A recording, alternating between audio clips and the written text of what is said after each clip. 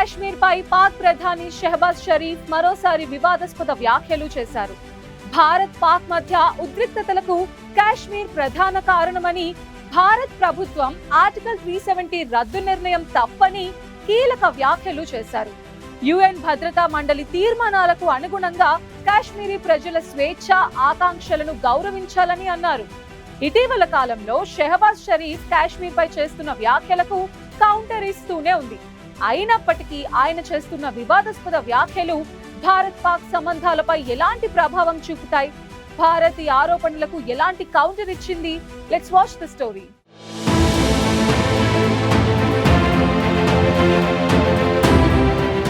Article 370 రద్దు చేసి 6 ఏళ్లు పూర్తయిన సందర్భంగా పాకిస్తాన్ ప్రధానమంత్రి షెహబాజ్ షరీఫ్ జమ్మూ కశ్మీర్ అంశాన్ని మరోసారి లేవనెత్తారు.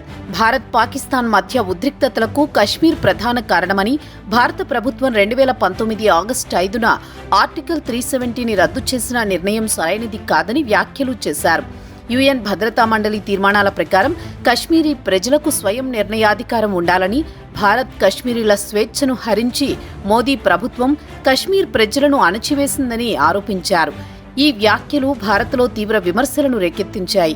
జమ్మూ కశ్మీర్ భారతదేశంలో అంతర్భాగమని, ఆర్టికల్ 370 రద్దు భారత్ యొక్క అంతర్గత విషయమని భారత్ ఎప్పటినుంచో స్పష్టం చేస్తోంది. 2019 ఆగస్టు 5న భారత ప్రభుత్వం రాజ్యాంగంలోని ఆర్టికల్ 370ని రద్దు చేసి జమ్మూ కశ్మీర్కు ప్రత్యేక హోదాను తొలగించింది. ఈ నిర్ణయంతో జమ్మూ కశ్మీర్ రాష్ట్రాన్ని 2 కేంద్రపాలిత ప్రాంతాలుగా జమ్మూ కశ్మీర్, లడాఖ్గా విభజించారు. ఆర్టికల్ 370 జమ్మూ కశ్మీర్కు ప్రత్యేక రాజ్యాంగం, రాష్ట్ర జెండా, అంతర్గత పరిపాలనపై స్వయం ప్రతిపత్తిని ఇచ్చింది. ఈ రద్దుతో జమ్మూ కశ్మీర్ భారత రాజ్యాంగం కింద పూర్తిగా చేరింది. భారత పార్లమెంటుకు రాష్ట్రంపై చట్టాలు చేసే అధికారం లభించింది. భారత ప్రభుత్వం ఈ నిర్ణయాన్ని జమ్మూ కశ్మీర్లో ఆర్థిక అభివృద్ధి, రాజకీయ స్థిరత్వం, జాతీయ ఐక్యత కోసం తీసుకున్న చర్యగా అభివర్ణించింది. అయితే పాకిస్తాన్ దీనిని ఏకపక్ష చట్టవిరుద్ధ చర్యగా ఖండించింది. కశ్మీరీల స్వయం నిర్ణయాధికారాన్ని హరించిన చర్యగా ఆరోపించింది.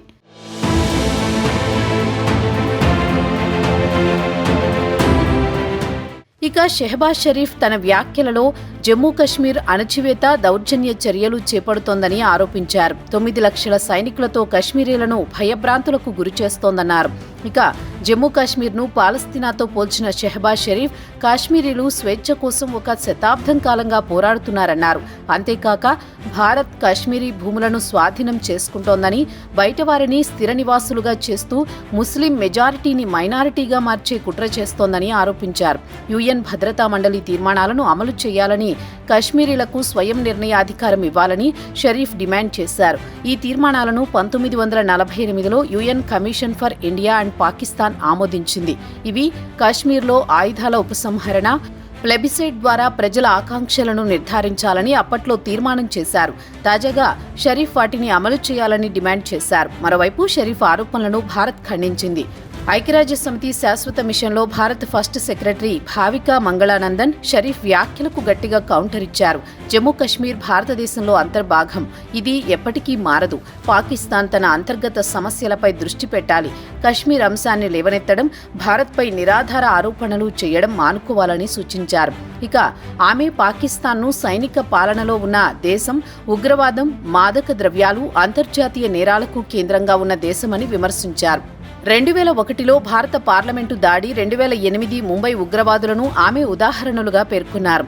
ఉగ్రవాదంతో ఎలాంటి రాజీ ఒప్పందం ఉండదని, పాకిస్తాన్ దాడులకు తగిన పరిణామాలు ఉంటాయని స్పష్టం చేశారు.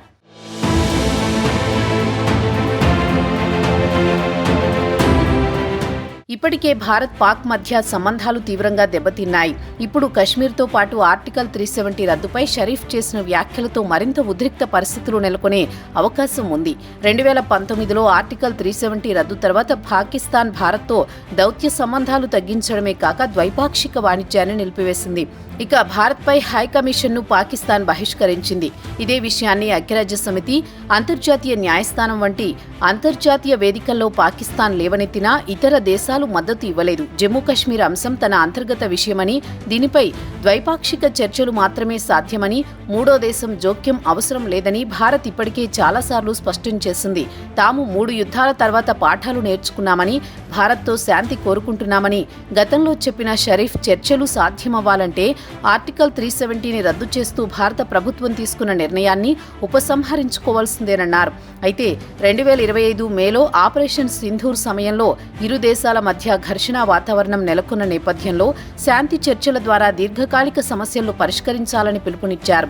ఈ వ్యాఖ్యలు షరీఫ్ ద్వంద్వ వైఖరిని ప్రతిబింబిస్తున్నాయని, ఒకవైపు శాంతి చర్చలకు పిలుపునిస్తూనే మరోవైపు కాశ్మీర్ అంశాన్ని రెచ్చగొట్టే విధంగా లేవనెత్తుతున్నారని విశ్లేషకులు చెబుతున్నారు.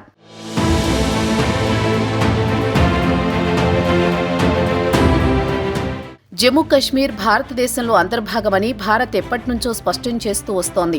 ఆర్టికల్ 370 రద్దుతో దేశంలోని ఇతర ప్రాంతాలతో జమ్మూ కశ్మీర్ను సమానంగా చూసేలా జమ్మూ కశ్మీర్లో ఆర్థిక అభివృద్ధి, ఉపాధి అవకాశాలు, శాంతిని పెంపొందించడానికి దోహదపడిందని భారత ప్రభుత్వం పేర్కొంది. జమ్మూ కశ్మీర్లో టూరిజం పెరిగిందని 2023లో G20 టూరిజం సమావేశం శ్రీనగర్లో జరిగింది. ఇది ఆ ప్రాంతంలో స్థిరత్వాన్ని సూచిస్తుందని భారత్ భావిస్తోంది. అయితే పాకిస్తాన్ సరిహద్దు దాటి ఉగ్రవాదాన్ని ప్రోత్సహిస్తోందని, రాజౌరి, పూంచ్ ప్రాంతంలో ఇటీవల దాడులకు కారణమని భారత్ ఆరోపిస్తోంది. ఇక అంతర్జాతీయంగా ఆర్టికల్ 370 రద్దు గురించి పాకిస్తాన్ ప్రస్తావించినా థాయిలాండ్ లాంటి దేశాలు మాత్రం అది భారత్ అంతర్గత విషయమని పరిగణించాయి. ఇక పాకిస్తాన్కు మద్దతుగా చైనా కశ్మీర్లో ఉద్రిక్తతలపై ఆందోళనలు వ్యక్తం చేయగా భారత్ మాత్రం ఇది తమ వ్యక్తిగత అంశమని, ద్వైపాక్షిక చర్చల ద్వారా మాత్రమే పరిష్కరించుకుంటామని తెలిపింది. తాజాగా షరీఫ్ చేసిన వ్యాఖ్యలు భారత్, పాకిస్తాన్ మధ్య శాంతి చర్చలకు అడ్డంకిగా మారాయి. ఉగ్రవాదం, శత్రుత్వం, హింసలేని వాతావరణంలో మాత్రమే సాధారణ పొరుగు సంబంధాలు సాధ్యమని భారత్ స్పష్టంగా తెలిపింది. 1999 లాహోర్ ఒప్పందం వంటి గత శాంతి ప్రయత్నాలను షరీఫ్ ప్రస్తావించినప్పటికీ పాకిస్తాన్ ఉగ్రవాదానికి మద్దతు ఇచ్చే చర్యలు ద్వైపాక్షిక చర్చలకు అడ్డంకిగా ఉన్నాయని భారత్ ఆరోపిస్తోంది.